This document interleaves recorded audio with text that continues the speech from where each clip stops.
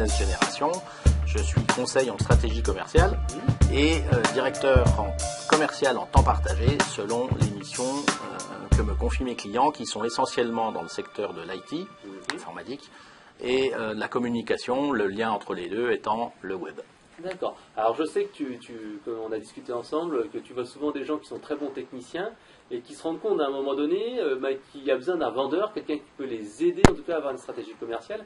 Est-ce que tu peux donner quelques exemples et comment les gens se rendent compte justement qu'ils ont besoin de quelqu'un comme toi, au moins de professionnaliser leur commerce? Tout à fait. Alors généralement, le constat vient d'eux-mêmes. Ils se sont pris les pieds dans le tapis lors d'un entretien de vente. Et je pense particulièrement à une société qui intervient sur un marché de niche, qui développe un logiciel. Il doit y avoir une centaine de sociétés concernées, qui sont toutes des grands comptes. Sur le plan fonctionnel, il est tip-top, il a vraiment tout ce qu'il faut. Et suite à un échec lors d'une présentation mal préparée, il a fait appel à mes services. Ouais, il est venu avec un truc trop technique, trop pointu, et il a perdu un peu ses interlocuteurs. Exactement, et il n'a pas été dans l'écoute parce que justement, ce qu'on oublie souvent dans les fondamentaux du commerce, c'est ces fameux fondamentaux de l'écoute et d'être vraiment dans l'attente et dans l'orientation. Et répondre à ce qu'il a demandé et pas aller au-delà ou aller trop loin dans l'explication. Exactement, et surtout, c'est pas la peine de lui parler de quelque chose qui ne l'intéresse pas du tout. Et donc c'est en le questionnant également, mais à bon escient, qu'on va savoir l'orienter, savoir ce qu'il faut lui dire ou ne pas lui dire, car dans le commerce, parfois, il faut savoir se taire.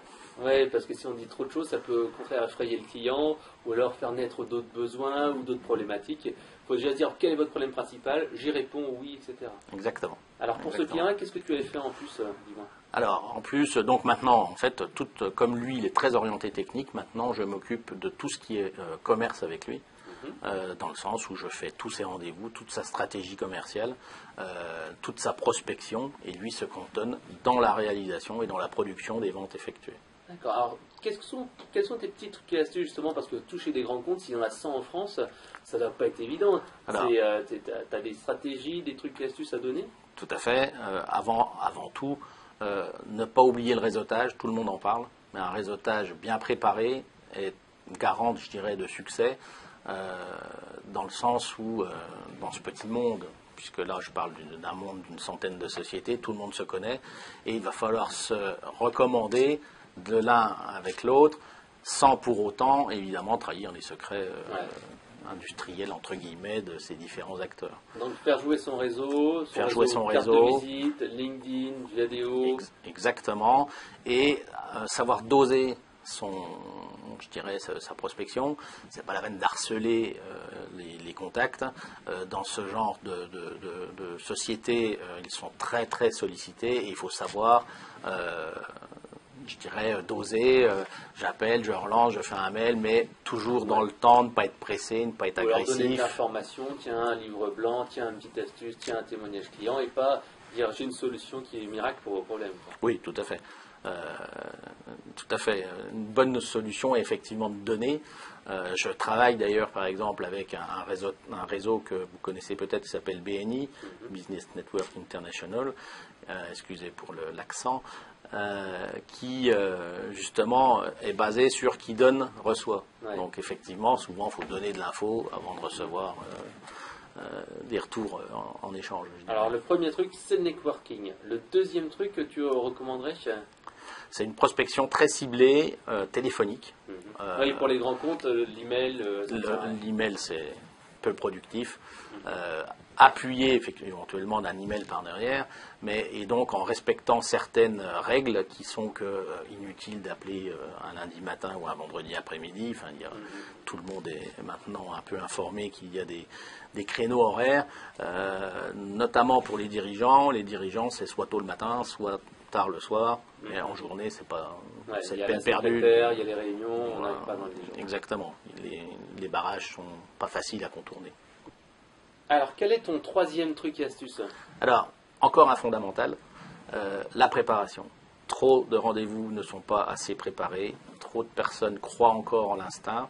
Or, dans l'époque notre époque où il faut se différencier, il est hyper important de préparer. La préparation, ça va commencer par se renseigner sur l'entreprise, connaître son dress code.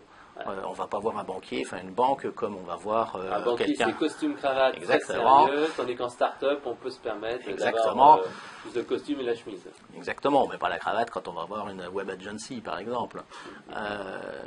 Ce qui me fait penser à une web agency qui, justement, a une quarantaine de clients. Ils ont acheté une clientèle, c'est des petits jeunes, très bien, et ils ne se sont jamais posé la question d'une vision à 3 ans, 5 ans, 10 ans, pour préparer leur avenir. Je reste dans la préparation.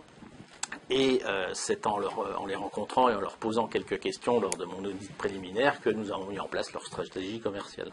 Si je reviens sur la préparation, ça va aller, une fois qu'on s'est un peu occupé du dress code, qu'on s'est intéressé à l'entreprise, ça va être aussi se préparer à ces fameux entretiens pièges qui sont les entretiens ascenseurs, les entretiens à la fin de la conversation. Lorsque la réunion est terminée, il faut savoir dire au revoir et ne pas recommencer la réunion sur le pas de la porte, comme je l'ai déjà vu pratiquer par tant de techniciens qui oublient que bon, ça y est, c'est terminé, on passe à autre chose, la personne nous a consacré du temps, la suite a été dite en réunion, il ne faut pas revenir dessus. Ouais, surtout pas remettre encore le doute ou des choses comme ça. Exactement. Ok. Alors ça donc on a vu les 3 fondamentaux. Je crois que tu fais donc un audit et un diagnostic. Quels sont les points majeurs que tu vérifies quand tu fais ton fameux audit? Alors, quand les points majeurs à vérifier, c'est évidemment l'existant, faire un point, je dirais, objectif sur comment dirais-je, sur l'activité, combien y a-t-il de clients, combien y a-t-il de prospects, est-ce qu'il y a un fichier prospect, quels sont les outils utilisés. Je repense à un client qui s'inquiétait de son turnover de commerciaux. Aucun de ces commerciaux ne restait plus de 6 mois, donc là il faut se poser des questions. Est-ce que c'est vraiment le commercial qui a un problème, ou est-ce que c'est le produit, ou est-ce que c'est le produit, ou est-ce que c'est la direction, le management, enfin il faut se poser les bonnes questions. Donc en fait c'est beaucoup d'écoute sur le dirigeant qui doit s'exprimer, c'est très intuité personnel, il faut le faire parler, il faut qu'il dise jusqu'à la dernière goutte, donc là on utilise le silence, puisque le silence, la force du silence, c'est ce qui permet de savoir d'avoir le détail, parce que la personne parle pour me masquer un petit peu ce silence. Exactement. Et après, il faut savoir le relancer avec des questions, puisque, comme tout le monde le sait, qui questionne dirige. D'accord. Donc, ça, c'est la première partie, l'écoute. La deuxième partie, c'est plutôt recommandation, plan d'action, ou c'est toujours... Alors, c'est recommandation, plan d'action, et ensuite accompagnement, puisque le plan d'action, il ne suffit pas de le décider. Ouais, il faut après être là, parce que si les gens vont repartir dans le quotidien, dans leurs mauvaises habitudes, et donc il faut donc un accompagnement. Exactement. Et qui est fixé dans la durée, généralement 3-6 mois. Et en général, quand mon rôle de conseil, quand il se cantonne au conseil, est terminé, on se souvient, en tout cas on laisse des traces pour que ça reste dans l'application. Et dans la majeure partie des cas, les clients nous recontactent. Oui, puisqu'ils ont toujours besoin d'un petit coup de pouce, un rappel ou une évolution de leur business. Oui, ou éventuellement de nouveaux arrivants pour redonner une petite piqûre de rappel, comme dirait l'expression populaire, je dirais. Alors, est-ce qu'il y a d'autres choses qu'on doit savoir en fait sur la prospection et l'externalisation de la direction commerciale?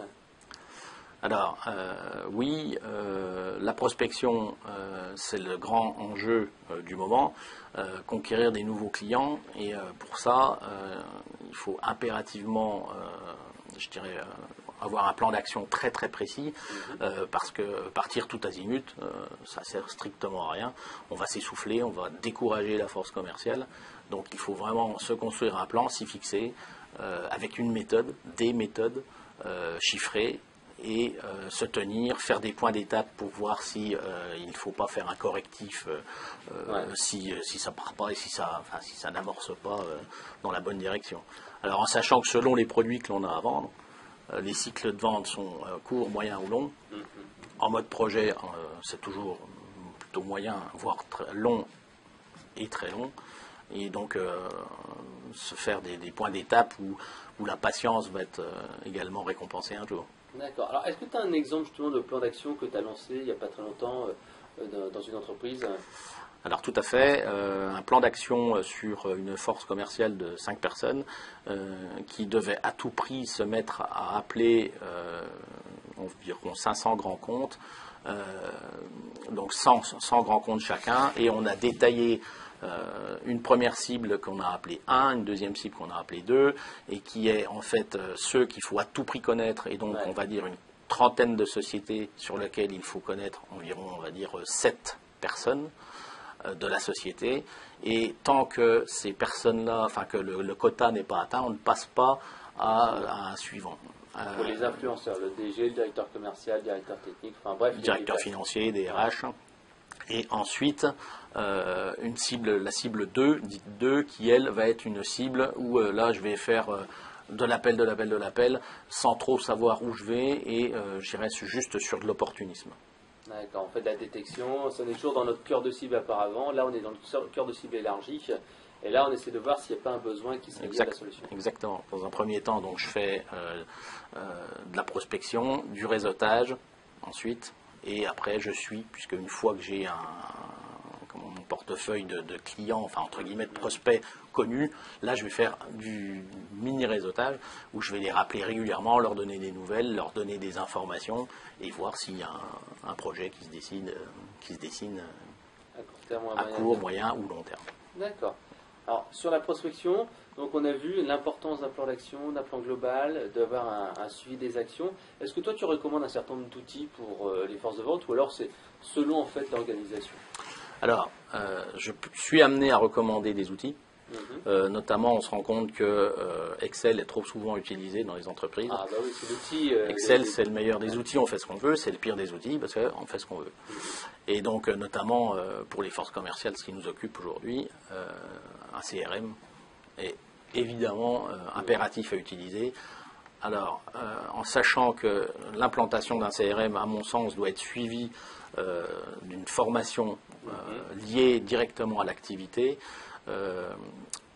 il ne faut pas, je dirais, surcharger les commerciaux par des outils qui sont trop lourds, des usines à gaz. Exactement. Il faut vraiment au minimum, quoi. Voilà, le commercial, il faut un peu le choyer et essayer de lui faire en plus, lui faire comprendre quels sont les intérêts dont il bénéficiera. C'est pas que l'entreprise qui va en bénéficier, c'est lui aussi, c'est un outil pour progresser, bien sûr. Généralement, tu recommandes plutôt de passer par phase, je dirais plutôt la prospection, ensuite la fidélisation dans un second temps, des choses comme Alors, ça. tout dépend en fait de l'entreprise. L'entreprise peut avoir un parc client. En ces temps difficiles, le parc client, il faut le chouchouter. C'est plus difficile de conquérir un nouveau client que d'en garder un. Des services Voilà. à une base Donc, un client existant, il faut essayer de l'habiller sur le plafond, selon l'expression consacrée. Et côté, donc ça, il faut vraiment ne pas le négliger. Donc, il faut répartir chez le commercial cette action aussi sur son parc client. Et il faut impérativement lui donner comme mission de développer des nouveaux clients, ne serait-ce que parce qu'il y a une érosion naturelle d'un parc client, pour différentes raisons. On perd régulièrement quelques clients, exactement. Et donc, il est impératif qu'il comble ses départs par des nouveaux clients. Et en plus, comme on va lui donner des objectifs de progression, il faut aussi qu'il ait des nouveaux clients au-delà de faire grandir son parc, quoi.